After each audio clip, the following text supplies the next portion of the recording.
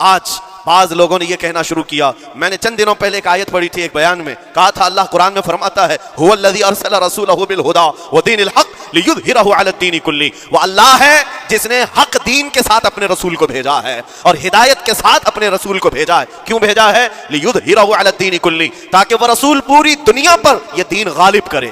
یہ دین غالب آئے گا. تو بعض مجھ سے کہنے لگے مولانا اسٹیج پر بیٹھ کر چلاتے ہو, کئی کرسیوں پر بیٹھ کر کہتے ہو کہ تمہارا دین غالب آئے گا, تمہارا دین تو آج ٹکڑے ٹکڑے کیا جا رہا ہے, کوئی کچھ نہیں کر پاتا. ان ظالموں کو میں یہ کہتا ہوں, ان کو یہ میں کہتا ہوں, ان تمام حالات سے تم ہرگز یہ مت سمجھنا کہ دین غالب آئے گا. چاند پر بھی گہن لگتا ہے, لیکن جب گہن چھٹتا ہے تو چاند پورے آب و تاب کے ساتھ چمکتا ہے. آج اگر امت مصطفیٰ پر گہن لگا ہے تو میں اپنے ان تمام نوجوانوں سے جو ابھی ان فوان شباب میں داخل ہوئے ہیں, ابھی یہ دنیا کو دیکھنے کے قابل بنے ہیں, میں ان سے کہتا ہوں ان آندھیوں سے, ان طوفانوں سے گھبرا کر کے نہ تمہیں دین بدلنے کی ضرورت ہے. میرے نبی کریم صلی اللہ تعالیٰ علیہ وسلم نے جو فرمایا وہ ہو کر رہے گا, وہ ہو کر رہے گا. میرے آقا صلی اللہ تعالیٰ علیہ وسلم کا فرمان عالی شان میں سناتا ہوں. حضور فرماتے ہیں لا تزال عصابۃ من امتی یقاتلون علی ابواب دمشق وما حولها وعلى ابواب بیت المقدس لا يضرهم خذلان من خذلهم ظاهرين على الحق الى ان تقوم الساعه او كما قال رسول اللہ صلی اللہ علیہ وسلم. میرے آقا فرماتے ہیں قیامت تک میری امت میں سے ایک جماعت ایسی ہوگی جو بیت المقدس کے ارد گرد حق کے لیے لڑ رہی ہوگی. حضور نے فرمایا قیامت تک لڑتی رہے گی, لیکن ساتھ میں ان کے لیے میرے آقا نے فرمایا پوری دنیا کے برا چاہنے سے ان کا کچھ نہیں بگڑے گا. اس کا مطلب کیا ہے؟ اگر آپ ہم سے پوچھتے ہیں کچھ نہیں بگڑے گا, حضور نے فرمایا کچھ نہیں بگڑے گا, لیکن ہم تو دیکھ رہے ہیں ان کے گھر تباہ ہو گئے, بچے مر گئے, چھوٹے بچوں کے سروں سے باپ کا سایہ نکل گیا, کسی کے سامنے اس کی ماں کی تڑپتی ہوئی لاش ہے, اور حدیث میں کہا جا رہا ہے ان کا کچھ نہیں بگڑے گا. سب تو بگڑ گیا, مال بھی گیا, دکان بھی گئی, تجارت بھی گیا, گھر بھی گئے, اولاد بھی, رشتہ دار بھی, اور حدیث میں کہا جا رہا ہے کچھ نہیں بگڑے گا. میرے عزیزو یاد رکھو میرے آقا کا فرمان حق ہے. کچھ نہیں بگڑے گا کا مطلب کیا ہے؟ یہ تمام اسباب جانے کا مطلب یہ نہیں ہے کہ بگڑ گیا. بگڑا تو اس کا ہے جس کا ایمان بگڑ گیا. ایمان جس کا گیا اس کا سب بگڑ گیا. اور ہم نے ان بچوں کو دیکھا ہے آج, ارے رات کو سوتے ہیں تو انہیں پتہ نہیں ہوتا صبح ہوگی بھی کہ نہیں ہوگی, لیکن اس کے باوجود ایک دل دہلا دینے والی بات میں بتاتا ہوں. مصر کی سرزمین سے لوگ پانی کے بوتلیں اور ڈبے اٹھا کر کے بارڈر پر جا رہے ہیں, لیکن فلسطین غزہ کے وہ مسلمان کہتے ہیں اپنا پانی تم رکھو, اللہ کریم ہمارے لیے کہیں سے اپنی ہی زمین سے پانی عطا کرے گا. ان کو لوگ کہہ رہے ہیں کیا آپ نہیں دیکھ رہے وقت کا بڑا فرعون روز الٹیمیٹم دیتا ہے 24 گھنٹے میں علاقہ خالی کرو, نکل جاؤ, گھر خالی کرو. کیسا ایمان ہے تمہارا کہ آنے والی بڑی بڑی میزائلوں کا اپنے سینے سے مقابلہ کرتے ہیں اور کہتے ہیں کل سے ہم یہی تھے, آج بھی یہی ہیں اور یہی رہیں گے اور اسی مٹی میں دفن ہو جائیں گے. یہ جو استقامت ہے اسی کو میرے آقا نے فرمایا دنیا ان کا کچھ نہیں بگاڑ سکے. ایمان اگر مضبوط ہے تو کچھ نہیں بگڑا ہے. ارے 6 سال کی بچی, 6 سال کی بچیاں, ٹرینڈ چلا ہوا ہے ان کے محلوں میں, ٹرینڈ چلا ہوا ہے, اپنے اپنے ہاتھوں میں مہندی سے اپنا نام لکھ رہی ہیں ہنسی خوشی. پوچھا ان سے کہ نام لکھنے کا ٹرینڈ کیوں چلا ہے ابھی جنگ کے حالات میں مہندی سے؟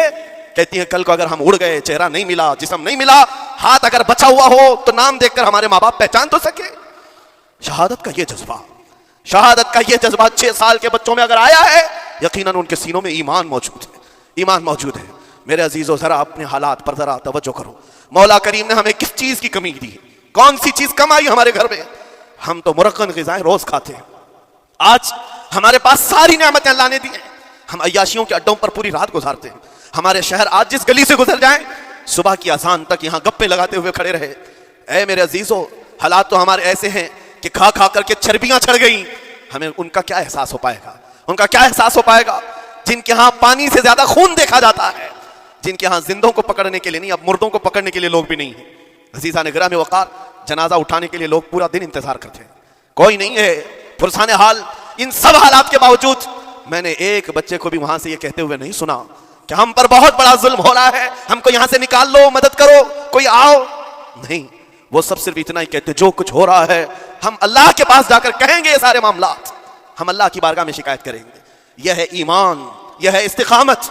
اور میرے آقا صلی اللہ تعالیٰ علیہ وسلم کے فرمان عالی شان کے مطابق ان کے لیے اتنی ہی بڑی دولت کافی ہے. آخر میں اتنا کہوں گا, اسرائیل کے کتے اور سالم مل کر اینٹ سے اینٹ بجا دیں, ان کے ٹکڑے ٹکڑے کر کے راکھ کر دیں, تب بھی ہم کہیں گے فتح تو بیت المقدس کی ہی ہے, فتح تو ان مظلوموں کی ہے جن کے پاس کھونے کے لیے کچھ نہیں تھا پھر بھی وہ ڈٹے رہ گئے. تمہارے پاس تو پیٹروٹ میزائل بڑے بڑے, تمہارے پاس تو بہت ساری چیزیں ہو کر بچوں پر हॉस्पिटल पर, न जाने कितनी जगहों पर तुमने बमबारियां की हैं। मुझे हैरत होती है पूरी दुनिया आज भी खामोश तमाशाई है। ये जुल्म नहीं है तो और क्या है? और जब जुल्म अपने उरूज को पहुंचता है अल्लाह की पकड़ आती है, अल्लाह का अजाब आता है। और जब अल्लाह का अजाब आता है तो जितने खामोश तमाशाई थे सब उस अजाब में गिरफ्तार होंगे। इसलिए मेरे अजीजों, आप हमसे अगर ये पूछते हैं हमें यहां बैठकर करना क्या चाहिए, हम कैसे करें, तुम्हारा दिल अगर रो पड़ा उनके दर्दों से, ये भी लिखा जाएगा, ये भी लिखा जाएगा। ये बंदा जा तो नहीं सकता था लेकिन अपने भाई के दर्द में ऐसा बेकरार था कि इसका खाना छूट गया था, ऐसा बेकरार था कि इसकी नींदें खत्म हो गई थी। ये भी लिखा जाएगा अल्लाह की बारगाह में।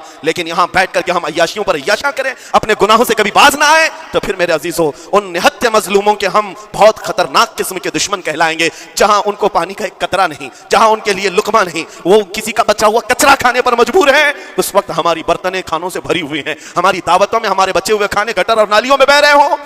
इन हालात में मेरे अजीजों पकड़ होगी, हमारी भी पकड़ होगी। बदलो अपने हालात, उठो वो करना हश्र ना होगा फिर कभी, दौड़ो के जमाना चाल अपनी चल गया। मैं आप सबसे यही कहना चाहूंगा, ये जो हालात पैदा हुए हैं पूरी दुनिया में, ये मेरे आका के फरमान के मुताबिक अंदेशा ये लग रहा है अनकरीब इमाम मेहदी का ज़हूर होने वाला है।